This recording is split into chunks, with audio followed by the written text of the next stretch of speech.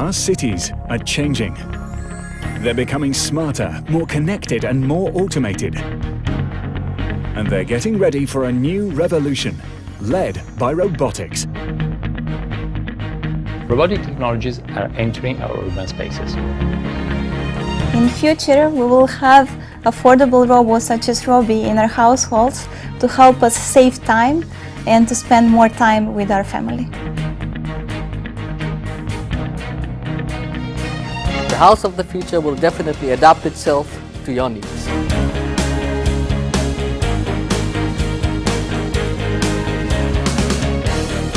The evolution of our urban environments is in the hands of robots. Let's examine the most exciting European technologies that are set to change the shape of our cities.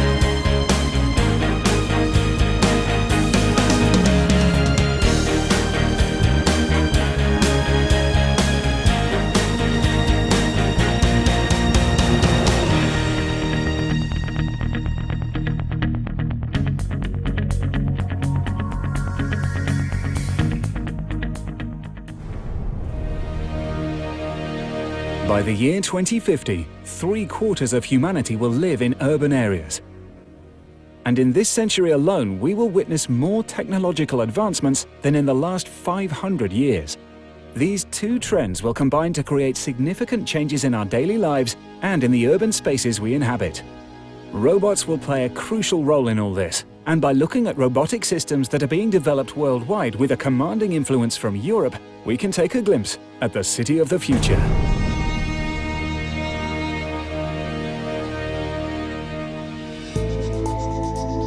The flying cars that science fiction predicted are not yet upon us, and perhaps they never will be.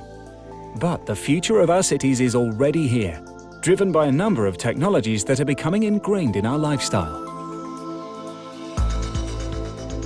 A lot of these technologies, think about network sensors, robotic technologies, are now entering the space of the city. And they're changing many aspects of our lives. That's what most people today refer to as a smart city.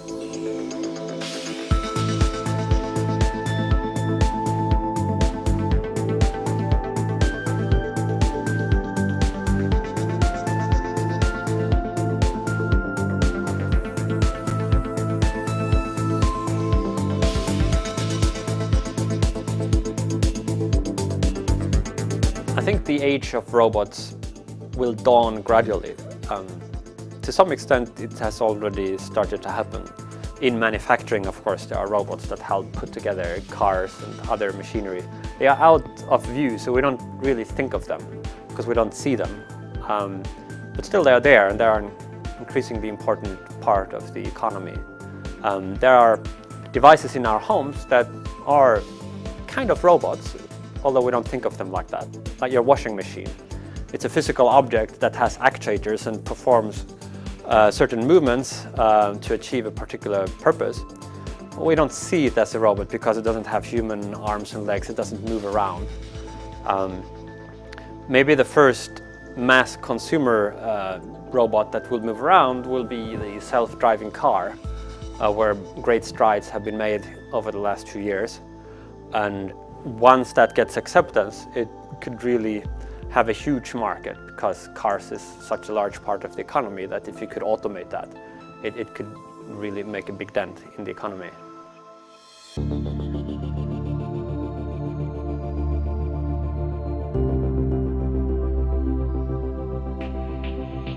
The robotic revolution starts from our city streets.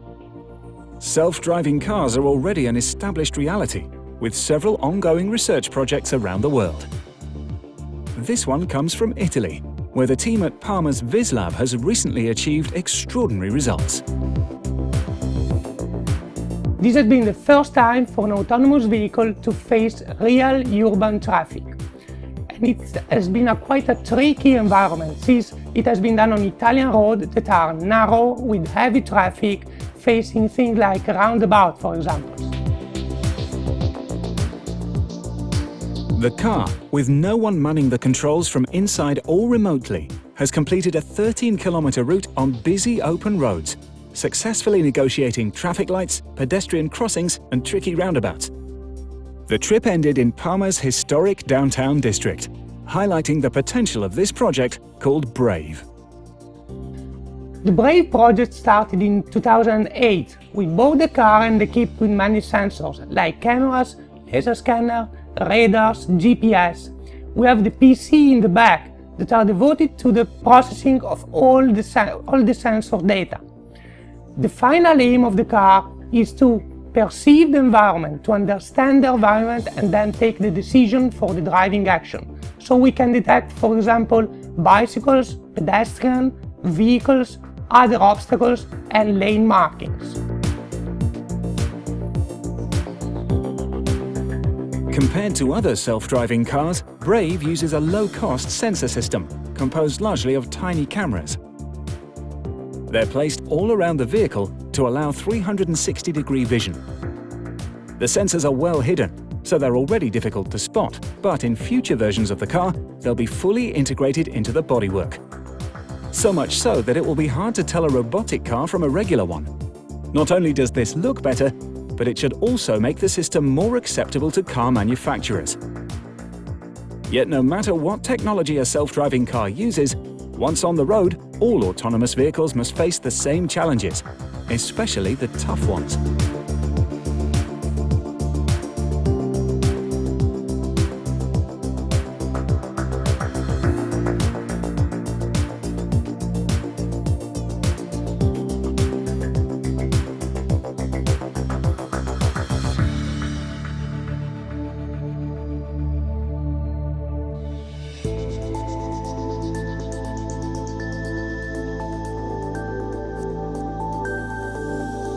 Similar to BRAVE, the Robot Car UK project, developed at the University of Oxford, is based around low-priced sensor components.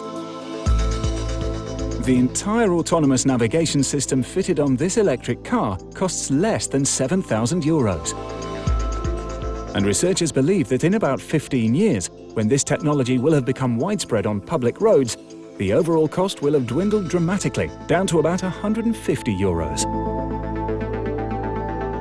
GPS, which is ideal for everyday navigation and is already used in several self-driving cars, is not employed here, because it's not thought to be sufficiently accurate to feed the car information about its position.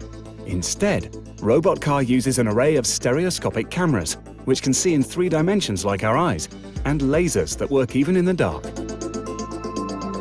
When it's on the road, the car constantly scans the environment and uses a dynamic learning algorithm to acquire information on where it is and where it's going. Obstacles, especially moving ones, are monitored 13 times a second with a frontal viewing angle of 85 degrees. Inside the car, the navigation interface is provided by an iPad, and whoever is sitting in the driver's seat can take control at any time, simply by touching the brake pedal.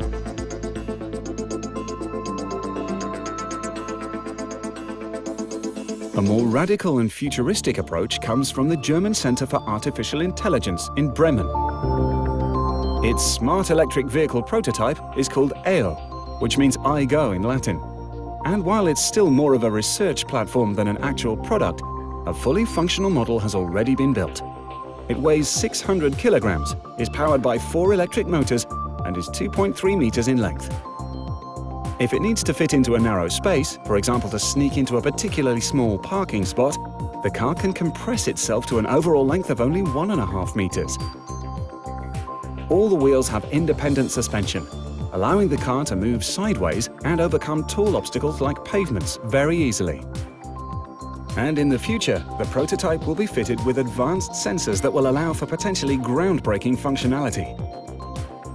The goal is to have fully autonomous vehicles that can move freely through traffic without any risk of collision, and with the ability to interact with similar vehicles. AO cars could, for example, form a convoy on the highway, saving fuel and increasing safety. When needed, a single car can detach from the convoy and take an exit, or a new one can join in. And battery charge can be shared among the cars to supply energy where it's most needed. Interestingly, this project is based on a range of technologies that are all commercially available. Here at Bremen, they've been united into a single system with its own specifically designed software. Technical features aside, When self-driving cars arrive, they will radically change our daily habits, perhaps even revolutionizing the concept of private transport. The key point about self-driving cars is not that you don't need to drive them. Yes, of course, you can read a book inside the car and you can do other things, but the key important point is actually that the car in the morning can give you a lift to the office, and then give a lift to somebody else in your family, or to anybody else in the city. So what you're doing is actually totally blurring and redefining the boundary between public transportation and private transportation.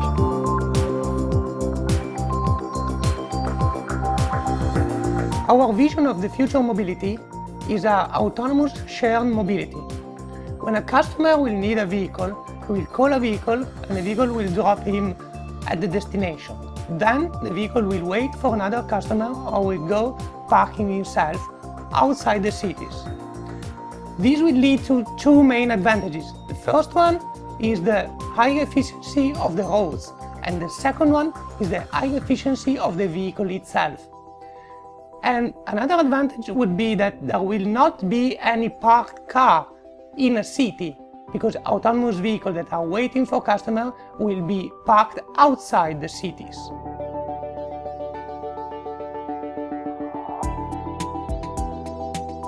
It's only natural to worry that these vehicles might be in some way dangerous for their passengers or for others. But the available data would suggest otherwise. Google has been testing its own self-driving cars for years now and have racked up nearly 1 million kilometers without directly causing a single accident. Only 2 have occurred, both as a result of human error. So, these vehicles are statistically safer than those with a human in the driver's seat. According to various estimates, the large-scale distribution of autonomous cars could cut accidents by 90%, with a significant reduction in the loss of human life and consequently savings of billions. That's why almost all car manufacturers are experimenting with these systems. And the general consensus is that they will be a fixture on our roads by 2020. Before we get there, though, there are some issues to resolve that go beyond the technicalities. Self-driving cars are a reality as we speak. There are self-driving cars all across the world being tested by companies and universities worldwide. The important thing is not too much the technology, it's actually all the ecosystem. Think about responsibility and liability. What happens if you have an accident with a self-driving car? Are you going to sue the car company? Are you going to sue the city? Not the driver, because there's no driver. So that's just one example of what is today one of the critical issues we need to tackle. It's not just about regulations and permits. The idea that there's no longer a human mind making decisions behind the wheel forces us to move the discussion to a different level, one involving ethics. Self-driving cars are an example for the necessity of autonomous ethical decision-making. A self-driving car would have to decide whether to run over a child or something else instead. So to that regard, it needs ethical information.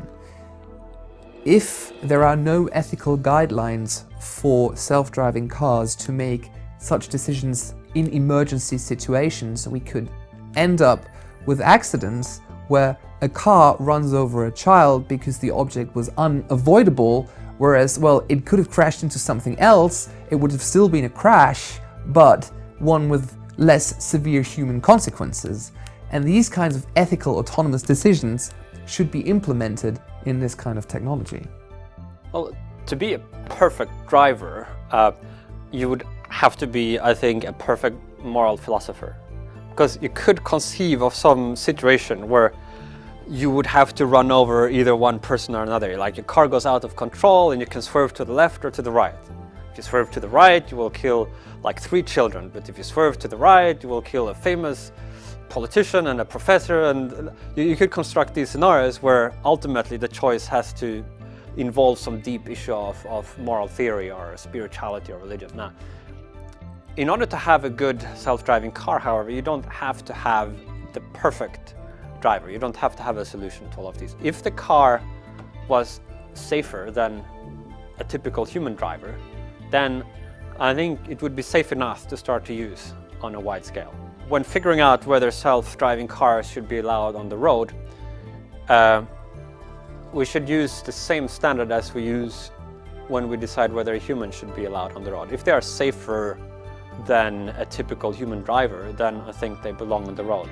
They don't need to meet any perfection, or we don't need any proof that they couldn't cause accidents.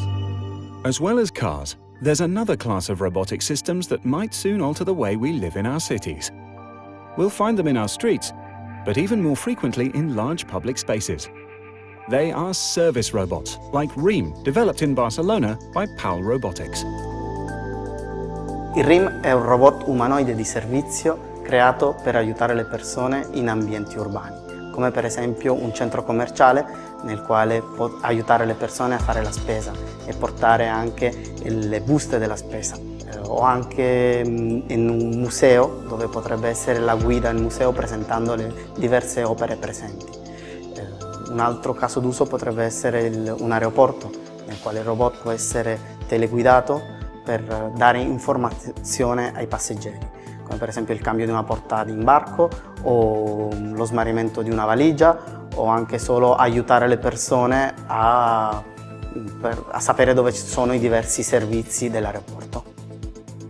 Unlike most other humanoid robots currently under development across Europe, REAM wasn't conceived in a university or a research center, but in a private company, whose goal is to create consumer-friendly robots that are ready for market. This model has a wheelbase, but PAL has created several others that can walk on 2 legs. REAM can be controlled remotely by an operator or can navigate autonomously, thanks to an array of sensors that make it completely safe for human interaction. To get the information they need, users can touch the screen or speak directly to the robot, which is equipped with a speech and face recognition system. Its batteries allow it to function for up to 8 hours without recharging, and thanks to its electric motors, it moves at a speed of about 5 kilometers an hour, the equivalent of a human walk. Its height of 1.65 meters and its human likeness also help make the machine easy and pleasurable to interact with. But a service robot doesn't necessarily have to be shaped like a human. This one comes from the Swiss Federal Institute of Technology in Zurich, and it belongs to a peculiar class of robotic systems called ballbots. Ballbot is a robot that balances and drives around on one single sphere. We designed our robot for high dynamic maneuvers and human interaction.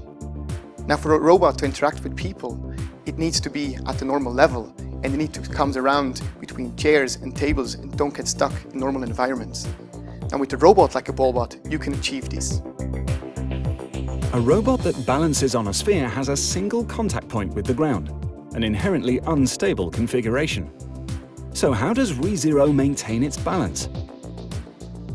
It does so thanks to a sensor that monitors the inclination of the robot 160 times a second, and then counterbalances this by activating its motors in the appropriate direction. To move around, the robot uses 3 small wheels that are connected to the sphere, allowing it to move in any direction. This unusual locomotion system is not only extremely dynamic, because it allows for lightning-quick acceleration, but also very elegant. The robot glides around with the grace of a skater on ice, and ReZero's stability is never compromised, even if the machine is pushed or kicked. We think of a robot as a service robot that interacts with people. So this robot could be used in a museum to guide people around, or in a hospital to help the people carry the medical equipment. Also, it could be used in a restaurant for the waiter to get his dishes faster to the tables. Besides moving around autonomously, ReZero can also be used as a guide, since it can keep itself at a fixed distance from a person. And its sphere allows it to move around obstacles with ease. In the future, the robot could be equipped with different shells to signal different functionalities, not just inside buildings, but even outside, in city streets.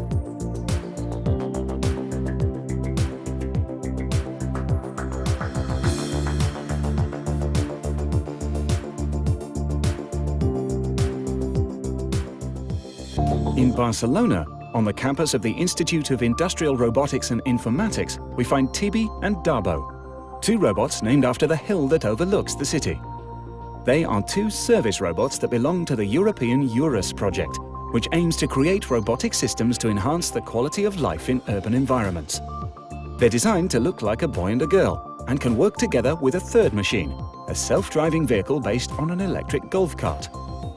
This vehicle has an autonomous navigation system and smart sensors to avoid collisions. Users can ask one of the robots for directions, then get on board the car and reach their intended destination in total safety. In the near future, we will find these robots in different environments. One is in domestic, in our houses, in buildings, in public buildings, in train stations, airports, also in urban, in outside, moving in the street, basically in pedestrian streets. That actually in the future our cities will be much more pedestrian than with cars. And then we will find this for guiding, for a company, for shopping, for going to the shop and look for new products, and they will bring this product to us. They also can be used for emergency, for helping people, for information, and also for surveillance. Both Tibi and Dabo are built on the Segway platform, which means they can balance themselves at all times thanks to gyroscopes. They're also fitted with sensors that allow them to move in a crowd without risk to the public. And they can map the environment in real time. Together with GPS, this allows for safe, quick and autonomous navigation in complex environments. But their most intriguing feature is their ability to recognize and keep track of human faces. The robot can recognize one specific person, and that is important in order that if it's accompanying a person, this is the person has to identify always, and they have to track this person. Or if has to look for a specific person in a group of people, then it has to recognize that person. That is a feature that has this robot they use for different tasks in an urban environment. To train the robots to recognize individual faces, researchers have come up with a curious trick. They have the robots play a game of hide and seek. In this way, they become proficient at always being able to identify where a specific person is, even if their view is obstructed by obstacles or other people. Another European project that aims to integrate robotic systems in a smart city environment is ongoing in Italy. It's called Robotera, and field tests are being run in the small village of Peccioli, in the heart of Tuscany. It involves 3 robots developed by the Scuola Superiore Sant'Anna, and their names are Doro, Coro and Oro. They can work in the home as robotic assistants as well as outside. Doro sta per Domestic Robot, ovvero un robot che è stato progettato per assistere le persone anziane all'interno dell'ambiente domestico. Esso è in grado di fornire diversi servizi, tra cui comunicazione, quindi mettere in comunicazione le persone anziane con soggetti esterni, come caregiver o familiari, fornire assistenza generica, come per esempio trasportare oggetti, oppure ancora assistere la persona nel caso di eventi critici che possono avvenire all'interno della casa. Coro sta per Condominium Robot ed è un robot concepito per lavorare all'interno di ambienti condominiali. A tal scopo questo robot è concepito come se fosse un portiere, per cui ha delle funzioni di sicurezza, quindi sorvegliando il condominio, ma anche quelli di trasportare al piano, ovvero agli appartamenti, degli oggetti, oppure ancora di identificare i visitatori o le persone che in generale entrano ed escono dal condominio. Oro sta per Outdoor Robot, ovvero un robot che è stato progettato per lavorare in ambienti esterni come piazze, strade o in generale città. E le funzioni principali di questo robot sono quelle di fornire assistenza alle persone che si trovano in particolari ambienti, come per esempio appunto parchi o altro, di trasportare oggetti, come per esempio nel caso di servizi di shopping o di servizi di nettezza urbana, e ancora quello di assistere le persone, soprattutto anziane, durante alcune attività di deambulazione, come per esempio quando vanno a fare delle passeggiate in cui hanno bisogno di assistenza. These robots are designed to offer help and guidance in our domestic life. And while they're targeted largely at the elderly, they can offer vital assistance to anybody. And to tackle the most complex tasks, they have the ability to communicate and cooperate with each other. Questi tre robot sono in grado di cooperare tra di loro. Finora abbiamo sempre visto principalmente robot singoli che riescono a fornire servizi in ambienti singoli. In questo caso, con questi tre robot siamo in grado di fornire anche dei servizi più complessi, come per esempio lo shopping. In questo caso una persona da casa può ordinare un insieme di prodotti, quindi fare la spesa, e i tre robot possono cooperare tra di loro trasportando la spesa dal supermercato fino alla casa, scambiandosi tra di loro il box della spesa. But the real secret behind the cooperation amongst these robots lies in a fourth element, working discreetly in the background. In realtà esiste un quarto robot che è invisibile e che è rappresentato dalla casa oppure dagli ambienti all'interno dei quali i robot agiscono. Questi ambienti di fatto sono caratterizzati da una serie di sensori e da delle capacità computazionali che conferiscono ad essi una certa intelligenza e che sono in grado di gestire e coordinare tutti i robot. Grazie all'ambient intelligence i robot possono essere facilmente coordinati, quindi possono fornire il servizio in una maniera molto più ottimizzata e per esempio possono anche interagire maggiormente con l'ambiente. Il robot condominium, per esempio, può prendere da solo l'ascensore proprio perché esiste un coordinamento tra tutti gli agenti che sono coinvolti nei servizi. One potential obstacle to the widespread use of these robots comes from their cost. Most of them are currently very expensive. At the University of Delft in the Netherlands, Robbie and Leia are a couple of service robots designed precisely with this problem in mind. Before we bring robots to real world, there is one problem that we have to solve, and that is the really high cost. So they need to be available for the consumer market, and in that case, which means that the pricing needs to be much lower. So if we take a look at the robots such as that are right now available, such as Asimo, or for example the Armar robot from KTH University, or iCab from Italian Institute of Technology, so the pricing ranges around €500,000 or €250,000. And that is too much for any health institution or for any individual right now to buy. So therefore here at the Delft Robotics Institute we would like to design robots that are very affordable and that any individual can bring to their household. We would like to lower down the pricing from 20 till almost 30 times of these robots, and to make sure that eventually they will be around the price of a single car, and that could be part of any household that individual can buy.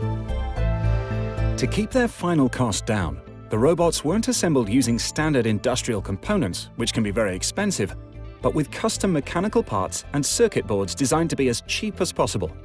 This also made it easier to incorporate the ability to interact and cooperate with each other directly into the design.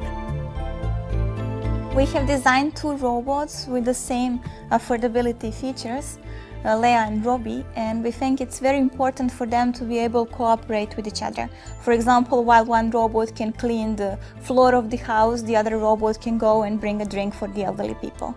So therefore they can perform collaborative manipulative tasks between each other, they can follow each other through the crowded environment, and they are able to exchange information between each other.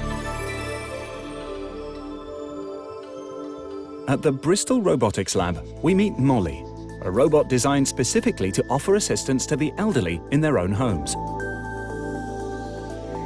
We have an aging population, and unfortunately due to limited resources, they just aren't enough carers and care facilities to support people in their own homes. So technology such as companion and assistive robots can support people and empower them to look after themselves, and also support carers in helping to augment their roles.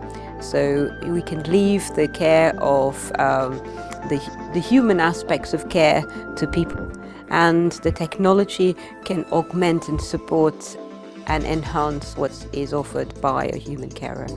Robots can help us to live independent lives for longer and ensure we're living rich and fulfilling lives. Molly can be controlled with speech or with the integrated touchscreen, and doesn't only offer help for house chores or the transportation of small items, but can also function as a companion. A standard computer is connected to the touchscreen and can be used to show videos or photos, read and send emails, and connect the user to their loved ones through video communication. And all of this is a simple voice command away. Thanks to special sensors which can be fitted in the user's clothes, Molly can also detect emergencies and call for help automatically. The robot has been designed to work in conjunction with smart garments. Smart garments have the ability to measure a lot of physiological data about the person, so heart rate, breathing, activity levels, and fall detection. This means that if there is a medical emergency and the person is on their own, the robot is able to come to the person, find them, and initiate protocols to support the person. So links with a telecare center or carer or relative can be set up. This means that the person is able to be assured of living safely in their own home without having to worry that nobody is going to be there for them if something happens. A robot that has the ability to work with separate objects or tools is extremely useful, but this usually requires specific programming, because the robot must be instructed on how to interact with or use each element. But at the German Aerospace Center in Munich, researchers are coming up with a new approach on this front. We try to apply a different approach for robots to handle objects. Instead of pre-programming every robot to handle objects, we have an object database so that every robot can easily share object knowledge and execute a task as the robot was pre-programmed before. It's like having a virtual instruction manual for different objects, which can be instantaneously pushed to all robots, similar to a sort of robotic app store. This approach is knowledge-based instead of pre-programmed. Different objects can be combined to solve a given task. For example, wiping a window, the robot can grasp the wiper, bring it to a window and wipe it along. The interesting thing is that the robot is solving this task autonomously by using the properties of the object database without ever having seen the objects before. This new system is being tested on the Justin robotic platform. Designed mainly to work in space, its versatility makes it an option for a number of applications here on Earth too. This robot is called Justin, and one day it might be your personal assistant at home. But are we really ready to let these robots into our homes? To live by our side, these machines must win us over on many fronts. They have to be useful and safe, but also easy to use. And their looks are not a trivial matter, because it affects the way we perceive them, and so determines our degree of acceptance. La nostra soluzione per affrontare i problemi legati all'accettabilità e all'usabilità è stata quella di lavorare subito a stretto contatto con gli utenti finali di questi robot, coinvolgendoli nelle attività proprio di design e progettazione. In questo modo con loro abbiamo potuto affrontare aspetti legati all'estetica, alla dimensione, alla forma, ai materiali da utilizzare, oppure al tipo di interfacce che possono favorire un miglior utilizzo dei robot stessi.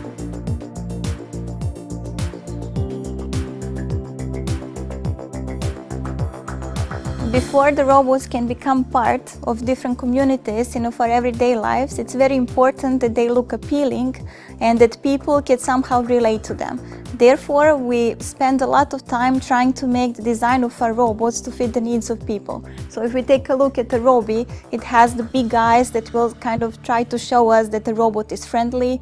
We try to make it to have the big mouth and to have a nose, so this specifically resembles the face of a human. But then on the other hand, that it looks robotic-like, so that the people won't perceive it as another human being. RIM è stato creato anche e soprattutto pensando all'estetica. Non è un caso il fatto che abbia dimensioni umane delle braccia e anche solo del volto. Tutto questo è stato creato grazie a uno studio che è stato fatto sui tratti umani caucasici. Questo robot non è solo utile, è anche bello da vedere. As domestic assistants, these robots may also need to interact with children, perhaps even as robotic babysitters. And while the young generally have a favorable reaction to robots, researchers are starting to take this into account when designing them, to make these machines even more acceptable to children. In the design of our robots, we paid special attention to make it very appealing to children. Therefore, we went to many children manifestations and trying to see how they interact with our robot. And we noticed that it's very important to make the robots, number one, easily controllable by children, and the second of all, that they can be in automatic mode very safe. So therefore, we have many sensors that can detect that the robot can be safe, that can detect obstacles and make the robot safe at any time. And secondly, its mechanical construction is made very lightweight and safe as well. As with every technology, a certain amount of collaboration and understanding will be required of the user, regardless of age. We'll need to learn how to use robots, even though they will probably teach us how to do this themselves. At the end of the day, we expect that with continuing research and development, intelligent robots such as this will become part of your home like any other technology you have, such as a fridge or your robot vacuum cleaner. So part of the human-robot interaction is the robot learning about you and your environment and how you behave, but it's also about the person adapting and understanding how the robot functions. We see this interrelationship between the robot and the person as being something that requires cooperation. That's part of any successful relationship. Both parties understand each other and are able to respond to each other. The robots we've seen so far have been designed to work in a variety of environments and to tackle different tasks, but their features mean they could become viable assistants for people with disabilities as well, to help make their everyday lives easier. Service robots have a great potential to help people with severe disabilities to overcome them. At the moment, personal assistants providing service are outrageously expensive and only very few societies can afford this kind of luxury.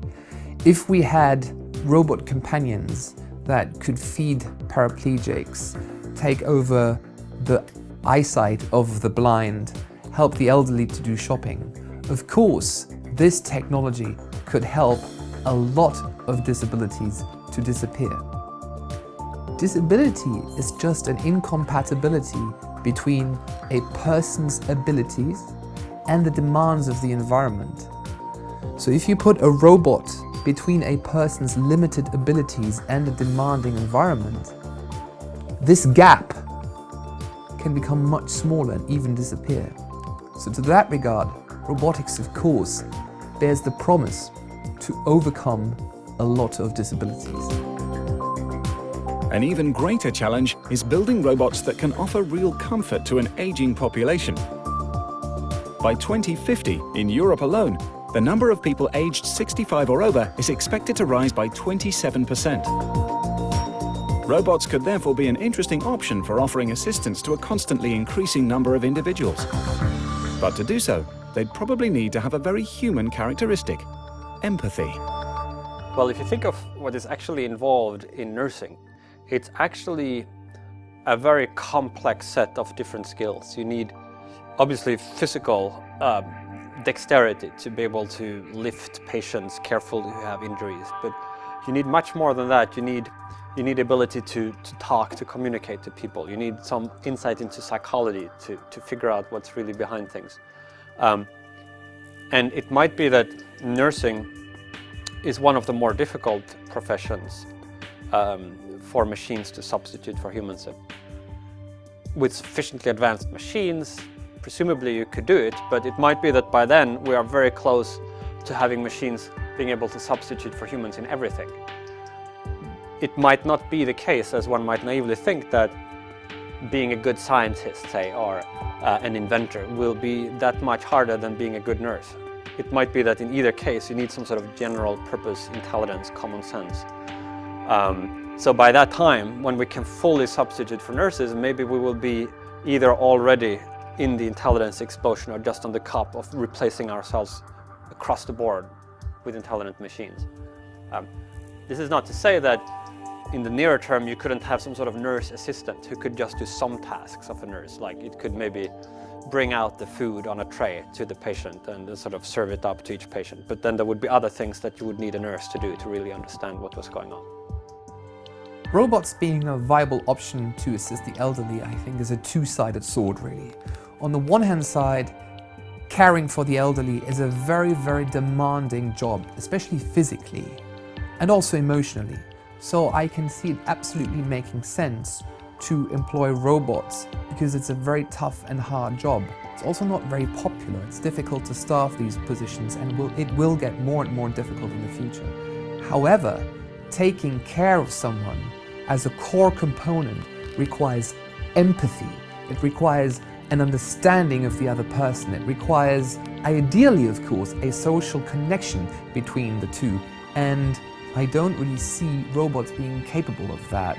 So on the one hand side, I can see the benefits. On the other side, I fear a certain dehumanization of a very human activity. It's likely then, at least for the most delicate assignments, that robots will never be able to fully replace human beings.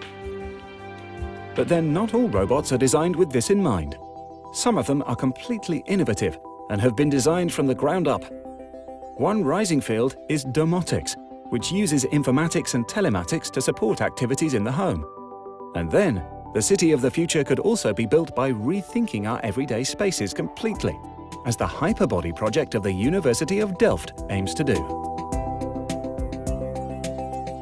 There are many kinds of robots that exist in the world today, but what's most important is the perception of people and how they actually look at these robots, which are mostly in the form of humans. Nowadays you also find robots which are either bipeds or even have the ability to carry a tray and actually start serving people in restaurants. But what's really important for us in architecture is basically to deal with the issue of embedded robotics. And this idea of embedding robotics within architectural spaces or spaces which you normally would associate with as plain objects which do not actually have any more character rather than what they stand for. For instance, a wall just being a wall. And what we actually aim to do is to understand robotics from a perspective that these objects actually try to take the idea of a subject itself, or in other words, they try to communicate with you. They try to understand your needs, your requirements, and at the same time try to proactively behave with you. The robot here is not moving around the house, it is the house itself. And it can change its configuration to simulate a floor space twice as large as the physical one. All it takes is a few simple commands. In the future, imagine if you're driving in your car or you're traveling somewhere and you have a mobile app or an app that's inbuilt in your car, and you can actually program your house to actually tell that, okay, there are 2 guests coming with me, kindly customize the house in order to receive these guests, and I need an entertainment kind of a situation. And your house is able to do this. So that would be just fantastic. But at the same time, imagine another system in which, what if you travel globally? You're almost like an urban nomad. And no matter where you travel, the house which you book or which you register for even a certain amount of hours is able to fully customize itself in accordance with what suits you the best. So this can be either in the form of registries that you enter with so your name is connected with everything that you like, which is what your house actually becomes. So no matter where you travel in the world, you will always have your house anywhere and in any corner of the world. The idea of a physical object that can change shape autonomously is also behind the Roombots, small self-assembling robots designed at the Federal Polytechnic of Lausanne in Switzerland. Roombots is a self-reconfigurable modular robot, which means that each robot is a single module, fully autonomous, and can connect to other modules to form a bigger structure that can achieve more complex behavior. For example, the modules can form chairs inside a conference room in the morning and then transform into tables in the afternoon. In a home environment, on the other hand, the Roombots can remain invisible until they're actually needed, taking the shape of a wall, a screen, or a box. When they are needed, they can then morph quickly into furniture of various types, such as a stool or couch. The structures that they form also have the ability to self-repair if one of the modules breaks or stops working. So, it turns out that robots can change the shape of our homes from the inside. But in the future, they could also help us build them, even in an environment where human-made structures do not yet exist. Una possibile base lunare del futuro sarà costruita da un robot direttamente in loco. La tecnologia si chiama Additive Layer Manufacturing e invece di utilizzare il classico modo per costruire, vale a dire partire da un blocco e rimuovere materiale, parte da una polvere e aggiunge materiale strato per strato. Quindi, dovendolo applicare sulla Luna, il vantaggio è che si può utilizzare il suolo lunare per costruire la base utilizzando il suolo lunare stesso, senza dover portare nessun materiale dalla Terra. The way this works is not very different from that of a 3D printer. The difference is that this system does not use synthetic materials, but regolith, the sand that is naturally present on the surface of the Moon. This technology is called D-shape and was invented by Italian engineer Enrico Dini. It's already being used on Earth to build simple dome-shaped houses, using sand to create firm structures. The project to apply this to lunar bases has been commissioned by the European Space Agency. There would be no need to haul construction material from Earth, and the resulting shelters would also have another advantage. They'd be fully capable of shielding the astronauts from the most dangerous threats they would encounter while living on our natural satellite. Sulla superficie lunare ci sono due problemi fondamentali che costituiscono una minaccia per la salute degli astronauti e per la sicurezza degli astronauti. Uno sono le radiazioni e l'altro sono le micrometeoriti. Tutti e due si possono collegare all'assenza di atmosfera sulla Luna. Con questa tecnologia possiamo risolvere entrambi i problemi perché lo spessore della struttura che abbiamo realizzato può bloccare sia le radiazioni che i micrometeoriti.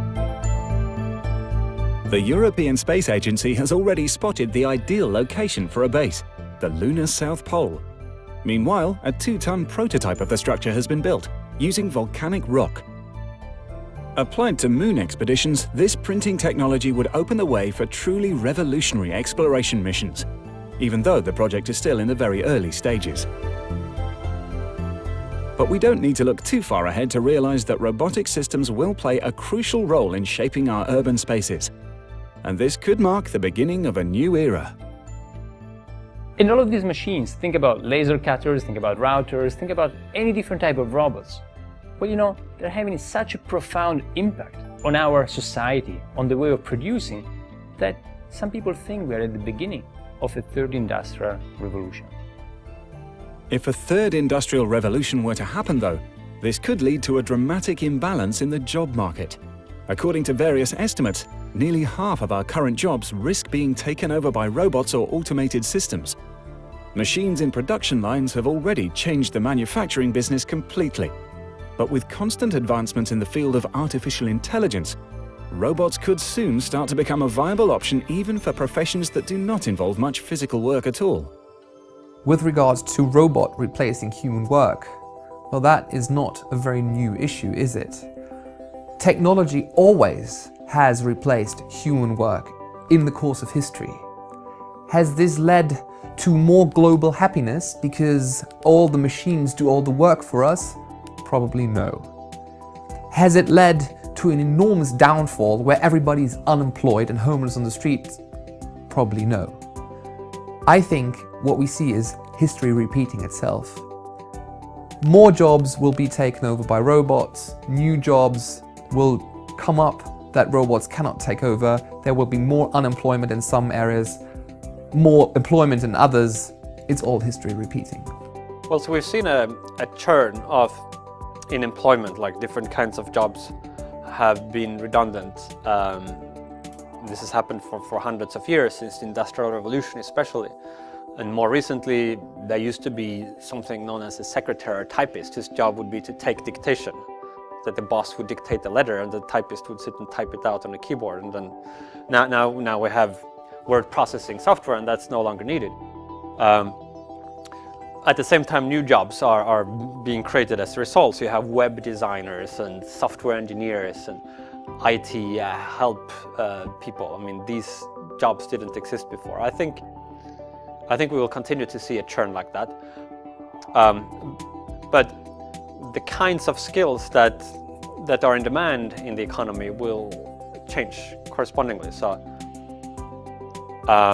when you had machines in factories that could do mass production, then the value of an unskilled laborer went down. Like because now you could have a machine that would do the same sort of 3 movements that the human did before. With advances in robotics, there will be other fields that will go the same way. So if the self-driving car really takes off, then you could imagine a whole profession of professional drivers driving lorries or driving taxi cabs that would also become obsolete over a period, presumably of decades. Robots will have a profound impact on the job market. They will make some jobs disappear and they will create other jobs. So of course that's an issue in the short term. But I think if you look at the long term, basically what they're doing is actually removing some of the jobs we're not interested in. So I would say it's a positive effect. Whether robots will be a benefit or a problem will come down mainly to the decisions we make while designing and building them. But there's little doubt that they will play a key role in our cities of the future.